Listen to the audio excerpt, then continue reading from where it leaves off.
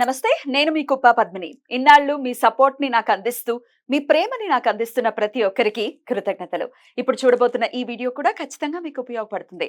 Like, share and subscribe చేసి మీ ఇష్టాన్ని అలాగే మీ సపోర్ట్ ని నాకు అందించండి. అలాగే ఈ వీడియో పట్ల మీ అభిప్రాయాన్ని కమెంట్ సెక్షన్ లో కమెంట్ చేసి నాకు తెలియజేయండి. నమస్తే, వెల్కమ్ టు అవర్ ఛానల్. నేను పద్మిని. ప్రస్తుతంతో పాటు ప్రముఖ ఆధ్యాత్మికవేత్త, వాస్తు జ్యోతిష పండితులు అనంత శర్మ గారు మనతో పాటు ఉన్నారు. మాట్లాడదాం. నమస్కారం అండి. నమస్తే తల్లి. ఒక జ్యోతిష పండితుడిగా చెప్పండి, కుజ భగవానుడు డెఫినెట్ గా ఆయన పోర్ట్ఫోలియో చాలా పెద్దది జ్యోతిష్యంలో కదా. కుండ్లీలో ఆయన ప్లే చాలా ఎక్కువగానే ఉంటుంది. అయితే కుజ భగవానుడు అనుగ్రహం పరిపూర్ణంగా ఉండాలి. అటు డబ్బుల విషయంలో కానీ, పెళ్లి, పిల్లలు, ఇవన్నీ కూడా ఆయన రోల్ ని ప్లే చేస్తూ ఉంటారు. కాబట్టి మరి కుజుడి యొక్క అనుగ్రహం మనం పొందాలి, కుజ దోషాల నుంచి బయటపడాలి అని అనుకుంటే కనుక ఎటువంటి రెమెడీస్ చేసుకోవాల్సి ఉంటుందండి? ఇప్పుడు కుజుడమ్మ అందరికీ చాలా జాతకాల్లో కుజుడు పడవలసిన ప్లేసుల్లో పడితే మంచి ఉపకారం చేస్తూ ఉంటాడు. సంతాన కారకుడు ఆయనే, పెళ్లి కారకుడు ఆయనే, భూకారకుడు ఆయనే, భూమి కూడా. అవును, భూకారకుడు ఆయనే, అహంకారాన్ని ఇచ్చింది ఆయనే. అన్ని రకాలుగా చూసుకుంటే కుజుడు అన్ని రకాలుగా ఏ జాతకుడికైనా, అందులో లగ్నంలో పడ్డ వాళ్ళకి, ఎలా ఉంటారు లగ్నంలో పడ్డ వాళ్ళకి జాతకుడు ఎలా ఉంటాడే అంటే చిత్ర విచిత్రంగా ఉంటారు వాళ్ళు. అహంకారం వస్తే తట్టుకోలేం, ప్రేమ వస్తే తట్టుకోలేం. అలా చేస్తూ ఉంటాడు. అలా అని చెప్పి నాశనం అయిపోతుందా వాళ్ళ జీవితం అంటే నాశనం అవనవాడు ఆ సుబ్రహ్మణ్యస్తుడు. లేనాడు లేనట్టుగానే ఉన్నస్తాడు, ఫస్ట్ పట్టుకోనివాడు, ఉన్నట్టు టైంకి తినేటట్టు చేయగలడు, అన్ని రకాలుగా. అంటే ఏ పొజిషన్ ఇచ్చినా కుజుడు పొజిషన్ కారకుడే. ఒక మిలిటరీలో చేరాలన్నా కుజుడే, ఒక పోలీస్ డిపార్ట్మెంట్ చెయ్యాలన్నా కుజుడే, మంచి డాక్టర్లైనా వృత్తిలో ఉండాలన్న కుజుడే. ఆ కుజుకారకుడు ఉన్నవాడు వృత్తిలో, ఉద్యోగాల్లో, ఇందులో ఉంటేవాళ్ళు ఎంతో పేరు ప్రతిష్టలు తెచ్చుకుంటూ ఉంటారు. అలాగే కుజుడు దోషం పోవాలన్నా, కుజు దోషాలు పోవాలన్నా కాళహస్తి వెళ్ళి రాహుకేతులు కుజుడికి కూడా చేస్తారు. అక్కడికి వెళ్ళి కుజుడికి చేయడం వల్ల, అందులో సుబ్రహ్మణ్యేశ్వర దగ్గరికి వెళ్ళి చక్కగా కుజుడికి సంబంధించినవి అన్నీ మనం షోడశోపచారాలతో అన్ని రకాలుగా చేయించుకుంటే కూడా అన్ని చక్కగా కుదుట పడతాయి. కానీ ఇవన్నీ చేయించుకునే స్తోమత మాకు లేదు అన్నప్పుడు చెప్పండి. స్తోమత లేని వాళ్ళు ఉంటారు పాపం, గుళ్ళంట గోపురాలంట తిరగలే. వాళ్ళకి ఏమిటయ్యా అంటే దగ్గరున్న దేవాలయాల్లో చక్కగా రాతి సర్పాలు ఉంటాయి. ఆ రాతి సర్ప పచ్చిపాలు పాయకట్టు పట్టుకెళ్ళి ఆ సర్పాలకు పోస్తూ, నాయన నాకు చదవడం రాదు, చెప్పుకోవడం రాదు, నేను నీకు పాలు పోస్తున్నాను మంగళవారం ఉదయం వచ్చి, నాకు చక్కటి జీవితాన్ని ప్రసాదించి, నాకు ఇప్పటిదాకా ఉద్యోగం లేదు, ఇంత చదువుకున్నాను, నాకు బుద్ధి బతకడం కోసం మా అమ్మ నాన్నకి అన్నం పెట్టడం, నాకు దారి చూపించు అంటే అలా కొన్ని మంగళవారాలు ఆరాధన చేయడం వల్ల కూడా తప్పకుండా కరుణిస్తాడు. ఆ అబ్బాయికి సెటిల్మెంట్ చూపిస్తాడు, అమ్మాయి అయినా అబ్బాయి అయినా. ఇంకా పిల్లలు కాని వాళ్ళకి కూడా ఆ సుబ్రహ్మణ్యేశ్వరుడే కారకుడు. పిల్లలు లేరండి, అప్పుడే 9 ఏళ్ళు అయింది, 10 ఏళ్ళు అయింది, మేము పెళ్లిళ్ళు చేసుకుని మాకు పిల్లలు కలగరేట్లేదు, చాలా ఇబ్బందికరమైన పరిస్థితి. డాక్టర్ల దగ్గరికి వెళ్తే లక్షలు దోచేస్తున్నారండి, సంతానం కలగట్లేదు, మామూలుగా తీసుకోవట్లేదు వాళ్ళు. అంటే వాళ్ళు తీసుకోవట్లేదు అంటే వాళ్ళ ఎక్విప్మెంట్స్ కి గానీ, వాళ్ళ ట్రీట్మెంట్ కానీ అంతే. ఇప్పుడు పిల్లలు లేరు అని IUF చేస్తారు, అదేమి ఆషామాషి విషయం కాదు. ఆ ఎక్విప్మెంట్స్ లేని వాడి గురించి అదే నేను చెప్తున్నా. మధ్యతరగతి కుటుంబం ఉంది, వాడు 10,000 20,000 లోపు అప్పో సొప్పో చేసిపోయి ఎక్కడి నుంచి లక్షలు. వాళ్ళు ఒక్కళ్ళు అన్నారు, ఒకళ్ళేమిటి నా దగ్గరకు వచ్చే జాతకులు 10 లక్షలు ఇచ్చావండి, రెస్పాన్సిబిలిటీ లేదా, 5 లక్షలు తిన్నారండి, ఇదేదో చేయాలమ్మా, చేస్తే అయిపోతుంది నీకు అని చెప్పి లక్షలు గుంజిన వాళ్ళు ఉన్నారండి. అయినా సంతానం కలగలేదండి. మీరు చూస్తే సంతానం ఉన్నారంటున్నారండి, జాతక చక్రంలో సంతానం ఉన్నారు మీకు అని ఖచ్చితంగా చెప్తున్నారండి.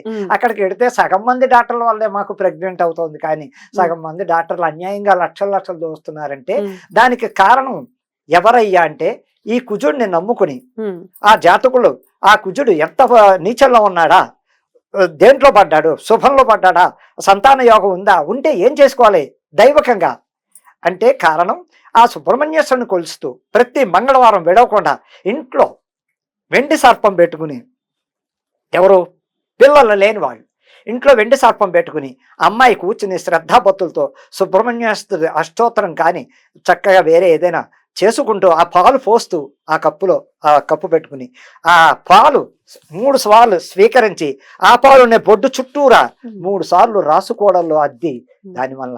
అలాగే ప్రతి మంగళవారం ఉదయం భార్యాభర్తలు ఇద్దరూ కలిసి సుబ్రహ్మణ్యేశ్వరుడు గుడికి వెళ్ళి అక్కడ సుబ్రహ్మణ్యేశ్వరుడు అర్చన అభిషేకం చేయించుకుని చక్కగా సర్పాలు పాలు పోసుకుని అక్కడ కూడా ఆ గుళ్ళో కూడా వాళ్ళు ఆ పాలు పొట్టకి అద్దుకుని అమ్మాయి చక్కగా ఆకుతోటి 3 సార్లు పరిశీలిస్తే కూడా ఆ సుబ్రహ్మణ్య కడి నుంచి తొందరగా అమ్మాయికి సంతానం ప్రసాదిస్తాడు, తప్పకుండా చేసి తీరతాడు. అలాగే కుజ జపం చేయించుకోవచ్చు. కుజ జపం చక్కగా 7,000 జపం చేయించుకోవచ్చు. కందులు దానం ఇస్తూ ఉండొచ్చు అస్తమానం. అలా ఇచ్చినా కూడా కుజ శాంతి అనేది కుజ శాంతి జరుగుతూ ఉంటుంది. ఎర్రని బట్టలో చక్కగా కందులు మూట కట్టి ఓ బ్రాహ్మణుడికి ఇస్తూ ఉండడంలా కొన్ని మంగళవారాలు 7 మంగళవారాలు అలా 14 వారాలు ఇలా ప్రతి వారం కుజుడికి కందులు దానం బ్రాహ్మడికి ఎర్రని బట్టలు చుట్టి తగిన పారితోషికం ఇచ్చి ఇంతానేం లేదు, మీ స్తోమతను బట్టి చేసుకోండి. మిడిల్ క్లాస్ వాళ్ళు, అదే క్లాస్గా ఉన్నవాళ్ళు డాక్టర్ల దగ్గరికి వెళ్ళండి, పెద్ద పెద్ద గుళ్ళంబడి వెళ్ళండి, కుక్కు సుబ్రహ్మణ్యేశ్వరుని దగ్గరికి వెళ్ళి అక్కడ కొద్ది రోజులు ఉండి ఆ పాలు పోస్తూ వాళ్ళ చేత డైలీ ఉదయం అభిషేకం చేయించుకోవడం కూడా సంతాన ప్రాప్తి ఉంది అని నేను ఖచ్చితంగా చెప్తున్నాను. జరుగు తీరుతుంది. ఇక కుజుడు మీరు ఇందాక అన్నట్టుగా లగ్నంలో ఉంటే ఎలా ఉంటారో చెప్పారు. ఆయన ఎక్కడుంటే ఆ రోల్ ని ప్లే చేస్తూ ఉంటారు కాబట్టి అసలే అగ్రెసివ్ ప్లానెట్, చాలా ఫైర్ ప్లానెట్ అని చెప్తూ ఉంటారు కాబట్టి మరి ఎక్కడెక్కడ ఉంటే ఎట్లాంటి ప్రభావాలు చూపిస్తారు అనేది కూడా ఒకసారి చెప్పండి. 2వ ఇంట్లో ఉన్నాడు అంటే వాక్కు స్థానంలో గనక కుజుడు ఉంటే ఎట్లా ఉంటారు వాళ్ళు?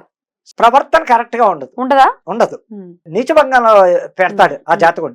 నీచభంగం అంటే అస్తమానం భంగాలు పడుతూ ఉంటాడు. ఆ అమ్మాయిల వలన లేకపోతే వేరే వాళ్ళను అన్ని రకాల ఇబ్బందులు వస్తూ ఉంటాయి. 2వ ఇంట్లో గనక కుజుడు ఉంటే.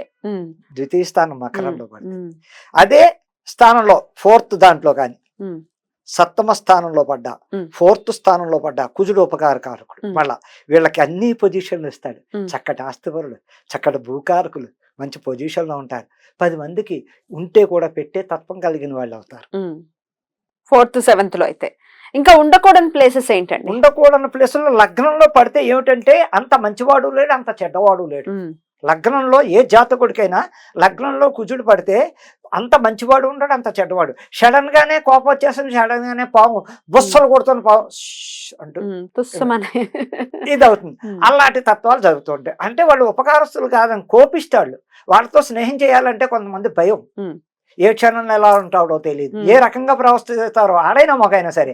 ఆ జాతకుడితో ఎలాగరా వేగడం, ఆ వాడితో ఎలాగరా బాబు ఇలా అంటే అలా అంటాడు, అలా అంటే పెట్టాలంటే కడుపు నిండా పెడతాడు, చితక్కొడేస్తాడు పెట్టి అనే భావం కలిగిన వాళ్ళు అలాంటి వాళ్ళు ఉంటారు. కుజుడు గనక లగ్నంలో ఉంటాయి. సరే, ఇక మిగతా స్థానాల్లో ఇప్పుడు 10వ స్థానంలో గాని 9వ స్థానంలో గాని కుజుడు ఉంటే ఎట్లాంటి పరిస్థితి? అంటే 9వ స్థానంలో ఉన్నా కూడా ఇబ్బందులు ఉంటాయమ్మా. 10వ స్థానంలో ఉంటే కూడా మళ్ళా శుభం మంచి జరుగుతుంటుంది. ఆ సుబ్రహ్మణ్యుడే ఏ స్థానంలో ఉన్నా మంచి చెడు చేస్తూ ఉంటాడు. అది తట్టుకుని దైవకంగా వెళ్ళిపోయిన వాడు చాలా అదృష్టవంతుడు. వాళ్ళకి అస్తమానం సర్పాలు కనబడుతూ ఉంటాయి. ఖచ్చితంగా భయపడరు.